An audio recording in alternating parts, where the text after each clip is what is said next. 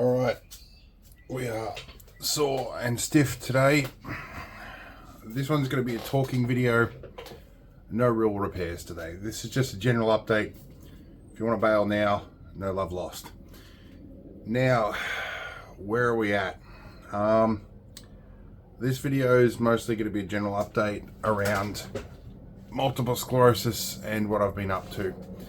I'm in a bit of pain. I got some cramps everywhere.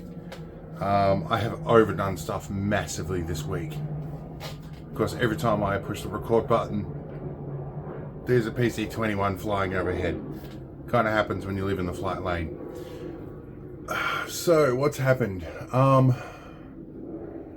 I had grand plans. I had a whole bunch of scheduled stuff happening. Had some medical stuff going on. And then my wife, my financial manager, had an accident.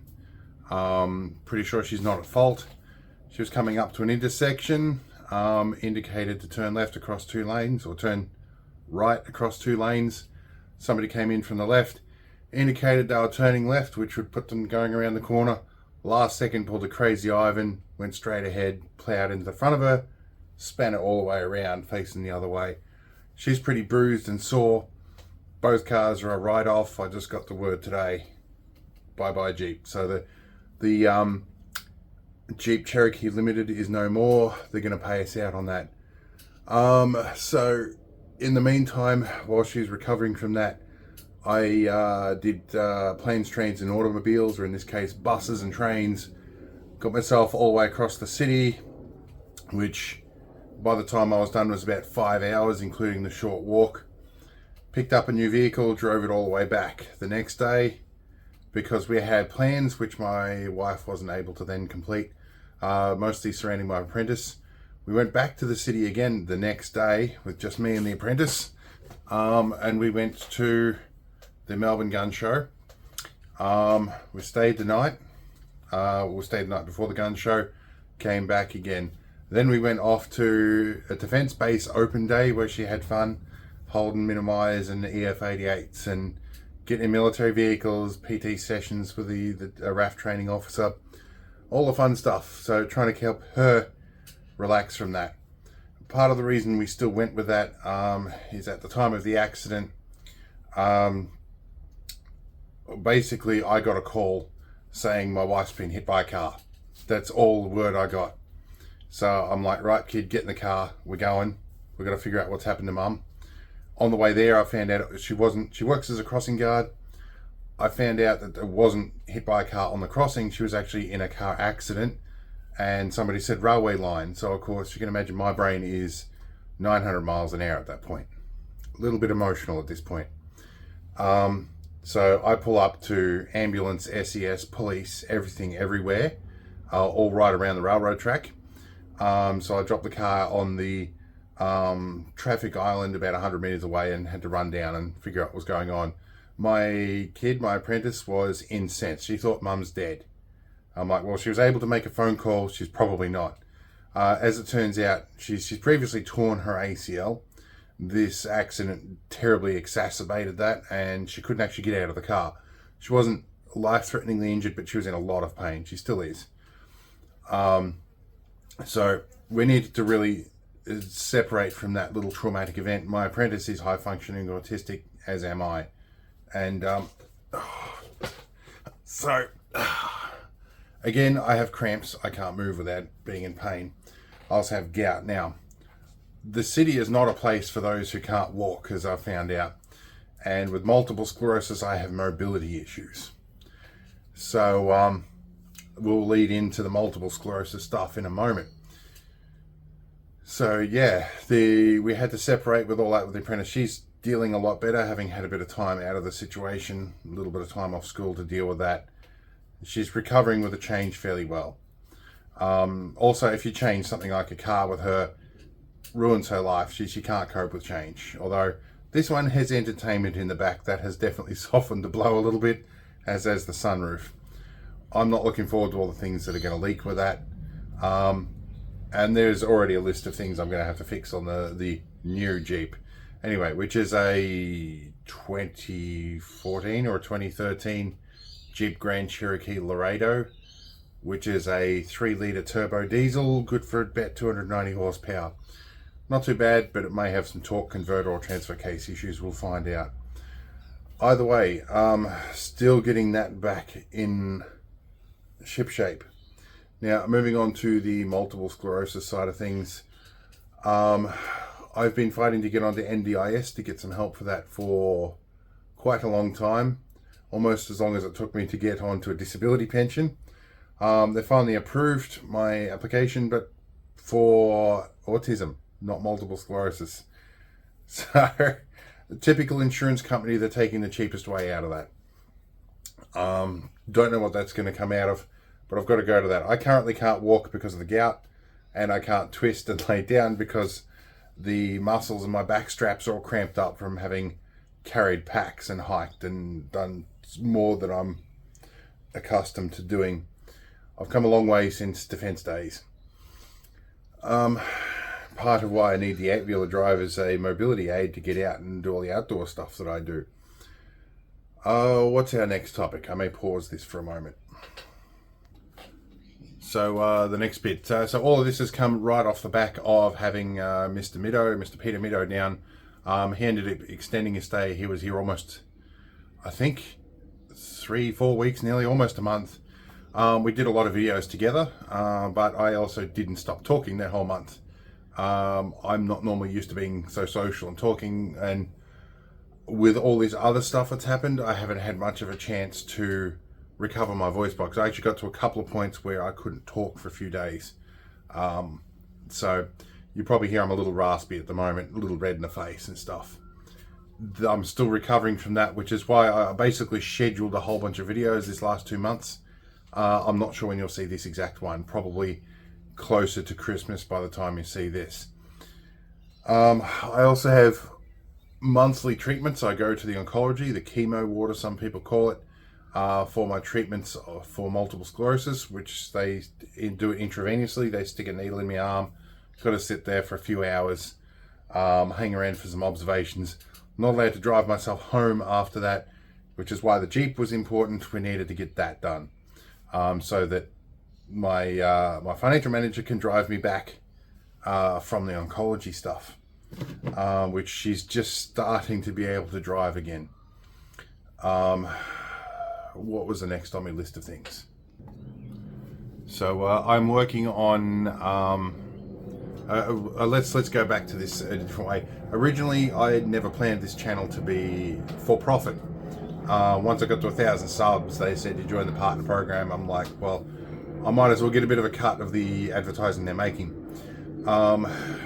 In light of vehicle crashes, even though things were comprehensively insured, we're still out several $1,000s, even after they pay us out. There's just lots of expenses surrounding that and setting up another vehicle and everything. So I have come to depend on the couple of $100 a month I get out of this channel to help with the bills. But it certainly wouldn't hurt if there was more coming out of that, for sure. I'm not going to go chasing it. I'm not going to go big brand deals. In terms of sponsorships, I still continue to and will only do sponsorships for brands I actually like and that I use. So my endorsements are genuine. I do a lot of shout outs to people that I pay for their stuff myself. I pay for it out of my own pocket. I just like their stuff. So yeah, if I'm endorsing something, it's usually an honest review. And I would appreciate more of those, to be honest. If people have got something you think I'd actually like, send me a sample, let me know, we can talk. I'm happy to promote good stuff. But I'm certainly not going to be a sellout, and I cannot shift myself in my chair. That really hurts. I've done a couple of little firearm related videos. Have been more popular than I would have expected, but naturally it's a controversial topic and difficult to monetize, so I've been keeping off that a little bit. There is all this stuff in the shed behind me to go. There's all cables and everything. I've been trying to clear all that out. It's currently hard waste. I don't actually have any spare computers to play with anymore, so the electronic stuff may drop down a little bit. I've been trying very hard not to make this a Land Rover repair channel, but that seems to be the way YouTube wants to push me. One of my videos the other day got 60,000 views. and I made a reasonable amount off that, more than I normally make in a month by quite a bit off a single video. That fortunately or unfortunately didn't turn out to be an ongoing thing. I'm back to sort of my normal amount every month. But yes, there is so much to do, so many different things. I don't know which way I'm going. I've got lots of videos on the go. I do get a lot of questions about multiple sclerosis and where it affects me. So far, I've managed to look after myself and get the treatment and not get too immobile, which is part of the problem in getting onto NDIS. You pretty much need to be in a wheelchair by the time they'll approve that. So I don't really want to be in a wheelchair if I can avoid it. But there are days where I can't function mentally and I can't function physically. Today is one of those days where I can't do either. So I'm doing a talking video. Hopefully this is not too onerous. One of the other things, I do have a video that's gone pretty much evergreen, which means I'm getting videos views every day. That is my double clutching short. And I get comments every morning, like some of them are Fast and Furious references, which I've never saw that movie. I'm learning. Others are like, you shouldn't be doing that. You shouldn't do this. Everybody's an expert. I have done a response video. That's a 6-wheel drive Land Rover Peretti, the 5-ton 6-wheel drive Land Rover. It's only got 4 gears. Sometimes you need that help to get through. It takes a long time to change gears. Sometimes if you're getting around town, you got to do it. Or if you're coming down the hills, you need to double clutch on the downshift. It is sometimes necessary. That video was not meant to be a you should video. It was just meant to be a how-to. Now, this is how I changed double clutch. I'm not advocating for everybody to do that. For the most part, in modern vehicles, you've got synchros that work, and you don't need to. In this car, it has synchros, but they're tiny. In fact, I think I have a couple here to show you. Okay, it can be a little bit hard to get perspective, but this is a synchro ring that you're dealing with. In fact, it's, yeah, pretty much the gates and the synchro ring in one unit. That seems like big compared to most standard gearboxes. Let's take a look at the gear that it's attached to. This hulking great thing weighs about 2.5 kilograms. And so you've got that sitting on the end there. That's all you've got to try and get your clutch in or get your gear selection happening. So they're not really that big respective to the size of the gears. And these carry a lot of momentum. So if you don't double clutch, sometimes you just got to wait like 30 seconds to change a gear. It's a big hulking gearbox. The engine is almost 1 litre per cylinder. It's got a lot of torque. It takes a lot of time to shift gears. So sometimes you just got to double clutch. Now I do plan to do an overhaul on that gearbox at some point. That will be pending some interpersonal relationships at the moment. And of course, with this vehicle accident, I'm going to be focusing on the Jeep for a little bit. I think the next thing to do is light bar and UHF CB. Bunch of little things to do with that. There will be some desk jobs, and I'm thinking probably over summer, which is about to hit. As the heat comes up, my multiple sclerosis is negatively affected by the heat. So I tend not to get out very much. So I will probably be recutting and re-editing some older videos to make them more palatable. I think I'm approaching 1,700 public videos now. There is so much on my channel. So yeah, and I release it all members first. So for like $1.49 or something, I think what I set the price to per month, you can support the channel, help me with a little bit of a drip feed, and you get access to things as soon as I upload them rather than when they're scheduled to be released. So if you like that sort of thing and you do want to help, albeit, I'm not really in a position to go all out like some channels do.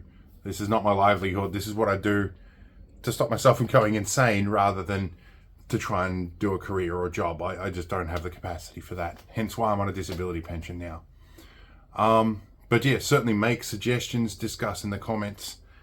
I need to do some videos about some of the comments I get and do a bit of feedback. Let me know if you think that's a good idea. I don't want this to be too long in the tooth, so I'm going to wrap it up fairly soon. There are so many other things I've got to do. I also, in the background, I used to run a business doing surveillance cameras. I still maintain some of those systems, but of course surveillance stuff you can't put online and show everybody where the cameras are, how they're wired up. That stuff you just can't do. There's a lot of computer stuff that, whilst I'm not officially doing computer repairs anymore, I still have a lot of that to do in the background. It's almost as much as a job. And I'm also involved with an Armed Forces Museum, and that requires significant IT stuff. I did take a hiatus for a while, but the bloke that's replaced me has also taken a hiatus without much communication. So I'm having to go back to do some of that stuff. So there's a whole bunch to do. There's a lot going on behind the scenes. I'll continue to take the camera on the things I can do and film what I'm doing and turn it into useful videos. But by all means, have a chat. If you're looking to contact me by email, there is now the AussieRepairGuy.com.au. There's an email address there. It's targ@theAussieRepairGuy.com.au. You can find that on the YouTube homepage as well, or the website. The email form on the website does not work. Look at the big red message. That's mostly there as a spam bot trap. I will work on making that more functional in the very near future. So hopefully we can get through this. And I think that's about all I've got in the back of my head right now. If I think of something else, I'll come back in another video. Hope it's been fun. Before we leave, we'll have a quick look at the new vehicles. Alright, so everybody on the channel knows the 4-wheel drive Parenti and the 8-wheel drive Argo. Around the corner is the 6-wheel drive ambulance and the number 5 trailer. This is the new Jeep, and it's got a bull bar like the other one, because the bull bar pretty much saved my wife's life. And I've got a big long stick here. Do you like my big long piece of wood? So yeah, hopefully this will be good. It does sound like it might have a torque converter issue, but so did the other one. It dropped all its auto trans fluid on the ground, and cost us like $15,000 when we first got it. Meanwhile, on shed news, there has been a slight cleanup. Still working on the x-ray machine. If you know somebody that has a digital x-ray cassette or even a CR or DR x-ray system, let me know, because I do need one to donate to the local animal aid for native animal rescue. They need to be able to do x-rays, and the standard x-ray film that I've got here, by the time they develop that, the animals are often dead. So it'd be nice to be able to give them the ability to do that themselves instead of paying for vet bills every time.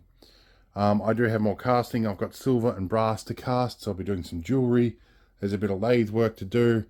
I've got some of this stuff here, camouflage paint, to paint the new panel to replace the quarter guard on the 6-wheel drive ambulance. So plenty to do. Old military mine detector, we've got to look at that. And we're going to refurb the trolling motor and probably do some more aquatic voyages in the Argo at some point. But anyway, hope this has been a good update. The place looks messy. Sometimes you can't help it. Anyway, we'll see you later. Hope it was an interesting video and you're now updated.